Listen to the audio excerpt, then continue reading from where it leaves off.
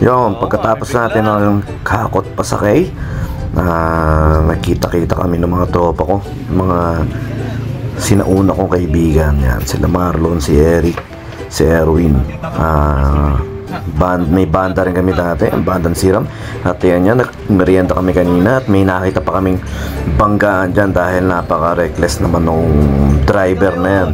Ayaw magpadaan, tapos yun niya, nag-go na yung sasakyan nito. Yun, nabunggo niya dahil nga medyo may angas yung pagdadrive yung truck na yun. At saka papunta kami sa studio, sa pangalan ng studio na yun, Blast Beat. At saka yan nga, syempre shot ng konti para sa habang nag-iintay dahil 6:30 pa yung aming oras. Tambay muna kami dyan, kwentuhan malupet. Syempre yung mga pinanood namin, yung mga video namin nung araw na hindi yung kagandahan. Tingnan mo, 11 years, 10 years noong mga panahon na yun, kahit hindi kagandahan ng cellphone, pero na-document namin yung mga ilang bagay na ginagawa namin, kalokohan, yung mag-iinuman kami o shot o tugtugan namin, at yung mga kanta nila nung araw, yung mga kanta ng grupo namin nung araw, na-record namin. At saka nag-start namin ng konting practice. Diyan nga pala yan sa tuktukan, sa mga tropa natin. Follow nyo yung page ng Blast Beat Studio, napaka-solid niya, napakaganda ng gamit dyan. At saka talagang makakapag-focus kayo sa pagpa-practice. At saka napakaganda nung tambayan nila ron dahil nga napakalaki ng waiting area nila. Pwede kayong mag-chillax doon, pwede kayong shot ng konti, pwede rin kayong tumambay, kwentuhan niya, napakasarap dun sa lugar na yun. Pero nire-review namin yung mga ilang kanta namin na pa-practicein para kahit pa paano ma-refresh yung mga kanta. Napakadaming kanta ni Erwin at saka napakaganda ng mga composition niya. At saka yun nga pala, yung mga certificate ni Boss Brent na talagang siya yung nakapagtapos kay Michael Alba. Napakagaling na teacher yun, at saka napakagaling na estudyante rin syempre ni Boss Brent. At saka ito, tinesting ko rin yung drum set at ayos yung timpla. At yan nga, mag-shot, umuwi na muna kami. Tihatid na namin si Marlon kasi hindi na siya pwede at may daan-daan na tayo prosesyon. At ito na, nagbibili na kami ng mga pan-shot-shot ng konti dahil nabiting kami ron sa studio. At napakasarap nito. Yung pang pulutan yan, yung mangkanor, napakasarap pala ng mangkanor na yan. Tsaka yan, nandiyan kami sa bahay ni paring Eric, napakasolid. Nakwentuhan din namin yan tungkol sa mga maintenance na gano'n. Dati puro kagaguhan yung mga kwentuhan, pero ngayon syempre pag nilad, mga nararamdaman na. Tsaka yan, dumating na rin si paring Erdan. At saka syempre alam mo na kung saan kami pupunta dahil kumakanta yan, nagkaayayaan kami sa Sapro. Yun nga, nung natutunan na kami, nakijam din si paring Erdan. At ito, nasa Sapro na kami. Nasa Sapro na kami, nakita ko dyan si Kim, yung vocalista ng Areglo dati. Pero yun yan, hindi ko nalapitan kasi maraming kasama sa isang table. Basta nandoon sila sa dulong table. At saka ito nga, nasa Sapro na tayo, nagkakantahan at umu-order na yung mga big boss natin. Napaka-solid yan. Tsaka yun nga, napakaganda ng sound system ngayon dyan, napakagaling ng tumitimpla. Talagang kahit pa paano makapagkwento ka, hindi yung malakas na malakas, hindi yung maingay na maingay. Parang sa panahon na yan namin dati gusto namin malakas, pero ngayon parang mas gusto na namin yung tamang chillax lang sound, tapos nakakapagkwentuhan pa rin kayo. Pero yan, dahil nga kwento, harutan lang din kami.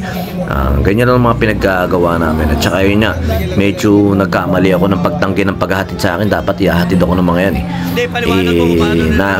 napunta kami, inabot ako ng madaling araw kasi wala nang dumadaan na jeep. Tsaka napakagaling nga pala nung banda nito. Episode 2 raw ang pangalan ng banda nito. Napaka-solid, napaka-siprado nila. Tsaka ito, nakakita nyo naman, ganyan lang kami, tawa na lang kami. Siyempre wala naman kami mga paggagawin yan, maghaharutan lang, magpapahugan lang. At yun dyan, hindi namin nakasama si Marlon dahil nga busy. At ang birthday naman ni paring Eric, hindi rin ako nakapunta kasi nga sa may pakiramdam ko. Tsaka alam mo na kung nasaan ako nun. Tsaka ito, tuloy lang din ang kwentuhan, tuloy lang din ang tambayan. Ito yung mga panahon na ito, siguro mga 20 years ang lilipas sa 10 years ulit. Babalikan namin itong mga video na ito na kami nagkasama-sama. Kasi nga katulad nga ng mga binidyo natin noong nakaraan na nakakasama natin sila. Ito kasi mga kauna-unang tropa ko na nakasama sa showband, sila Ito napakagaling yan ni Eric.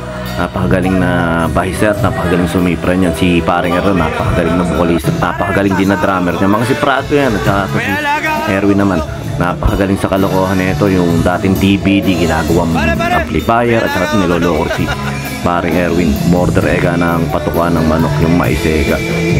Yun talaga, at saka punong-puno kami ng pulutan dyan dahil nga nagpatak-patak na, yung kagandahan niya yan dahil paano may mga pera na. Dati kasi talagang wala, baka makapuraot kami ng inuman yan, pero ngayon dahil nga big time si paring Eric at kahit paano Erwin, at kahit paano meron natin tayo, at yan nag-share na lang din kami yung mga pagkakataon na ganyan. Kasi syempre sa mga bata na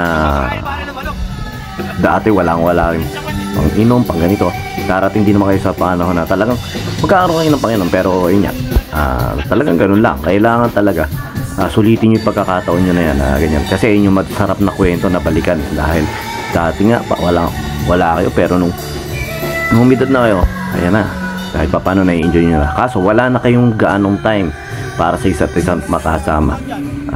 Ayun naman yung syempre lahat nga ng bagay hindi pang habang buhay. Yung mga kabataan na gano'n na lagi kayong magkakasama, gabi-gabi kayong magkakasama, pero pagtanda nagkaroon ng kanya-kanyang pamilya, talagang malilesen yung pagkakataon na magkasama-sama. Ito medyo mahaba itong video nito kasi nga isinama ko yung video rito nang naglalakad ako. Grabe nangyari sa akin doon, grabe yung experience na yun kasi nga madaling araw na.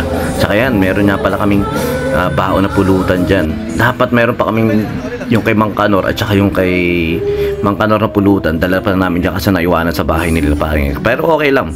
Tayo naman, meron pa naman kaming dalang pansit kanina kasi ayun naman pansit binili namin kanina sa Lydia's sa may Pulilan kasi nga doon kami nagmerienda bago kami pumunta sa studio kasi naghahanap namin ng studio para ron sa jam lang namin kasi minsan lang talaga nagkaroon ng pagkakataon at lagi namin naantay yung oras ni Erwin kasi siya lang yung laging bumabiyahe at saka ito kumakanta na yung girlfriend ni Erwin. At yung crush naman ni paring Eric yung nando doon sa dulo. Napaka-supportive na boyfriend niya ni Erwin. Talagang nakita mo naman. Mamaya papalakpakan niya pa yung girlfriend niya na kumakanta na yun. Tsaka ito si Papa Dan. Napaka-solid na singer niya. Makikijam niya mamaya. Ayan na, nakakita niyo naman. Ayan, papalakpak na yata ito. Pero hindi, napaka-solid niya. Pag nakakita niyo sa mga susunod, ayan na. So, papalakpak na yata ito. Hindi pa rin. Hama na. Ayan na. Tingnan mo yung tsura niya, no? Naks na talaga. Napaka-supportive na boyfriend ni paring Eric. Paring Eric. Tsaka yan, talagang na-miss namin ng isa't isa. Talagang napakabilis ng 10 years, 11 years. 2007, magkakakilala na kami yan. 2006, halos magkakasama na kami. Pero nasama lang ako sa grupo nila kasi nga, itong si Erwin, si Marlon, si Eric, ay magkaka-classmate. At saka ito na nga, kumakanta na pala si pare.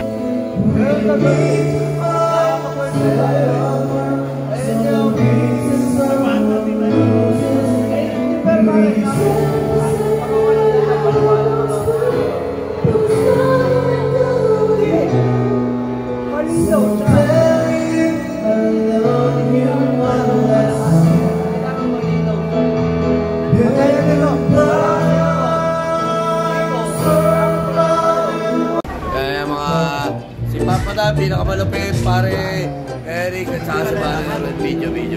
Pero video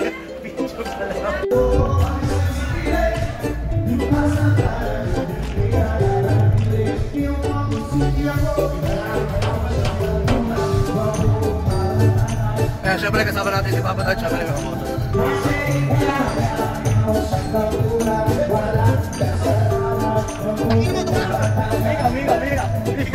kamoto. Mika!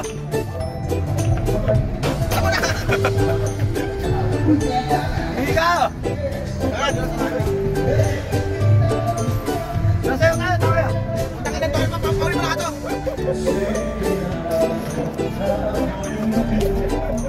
Bayan!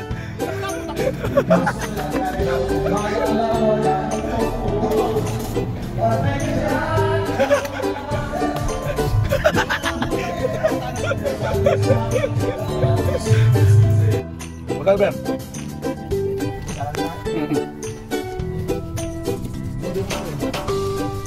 Ito, Maria, ayo, Maria.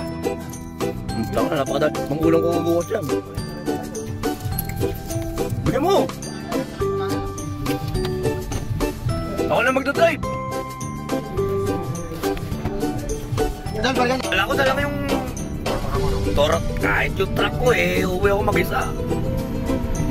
Kaso, Tapos ka na, bagay. ginambang ako eh. Pinakain naman talaga, ano ko mag-drive eh.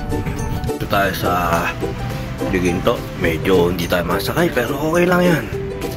Suka tayo ng suka pero salamat sa mga tropa natin. Talagang sila paring Eric, sila paring Erwin, sila paring Erdan. Makakasama natin yung talaga. Bata pa tayo. Pero sana makasakay pa tayo rito. Yan. Salamat. Sabi nga ni good morning. Ngayon nandito tayo sa Giginto. Basta suka lord tayo ngayon. Malakas yung mga kaibigan natin, hindi sila sumuka pero salamat. Makasakay din tayo. Medyo hindi tayo makasakay.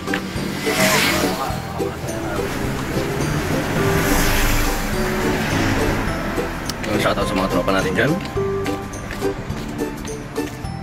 Sa mga Giginto, kila E.T., kila JV, kila Jan, kila Terrio, kila basta shoutout sa mga tropa natin dyan. Namiss ko kayo pero ito nga, pauwi na ako ng last day. Ito tayo sa sasakyan. Baka sakali masakit tayo. May sasakyan naman ako pero yung experience ito na naglalakad ako mula Giginto hanggang Santa Rita. Experience yan. Hindi ko naman tinititi yung mga tropa ko. Kasi lasing na mga lasing na yun. Pero lakad pa rin tayo. Medyo mababa na. Wala pa rin jeep.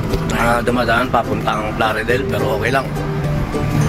Buti na lang. Mayroon lentos na binibig yung mga tropa natin. Nakapaglimang natin. Pero mabigit-bigit din itong base.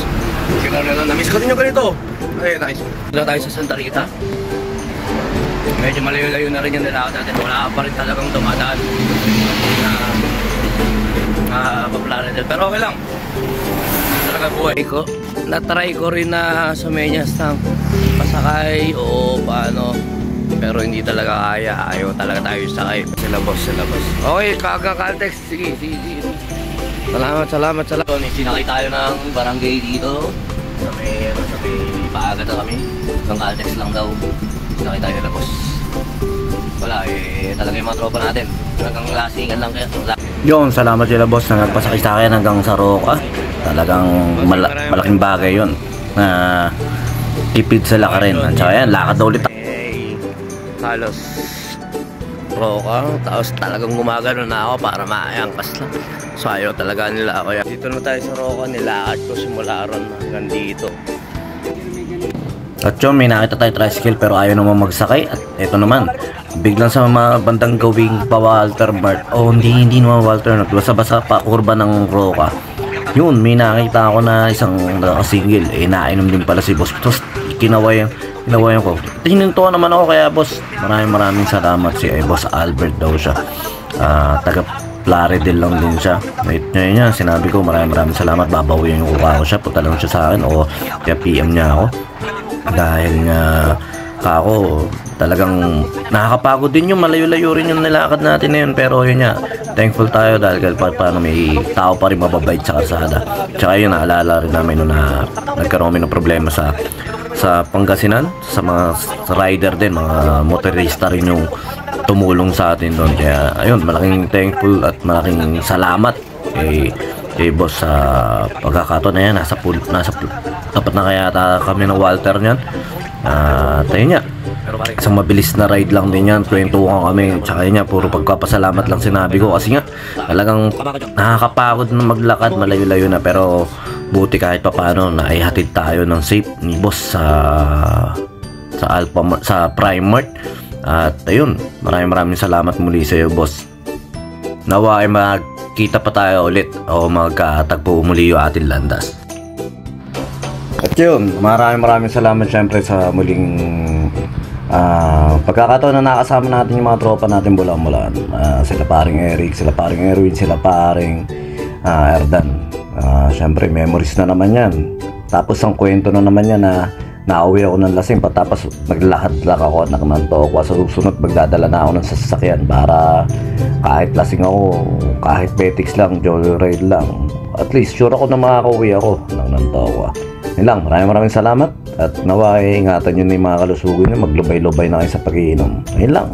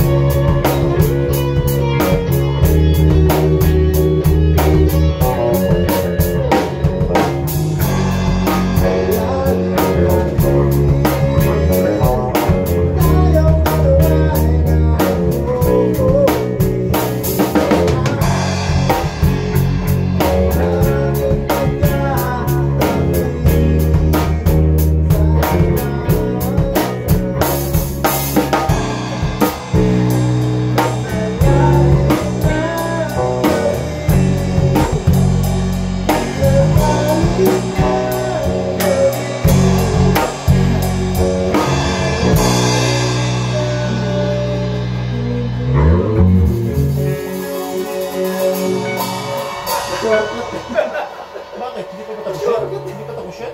Kaya wala kang liit. No, patay ka na.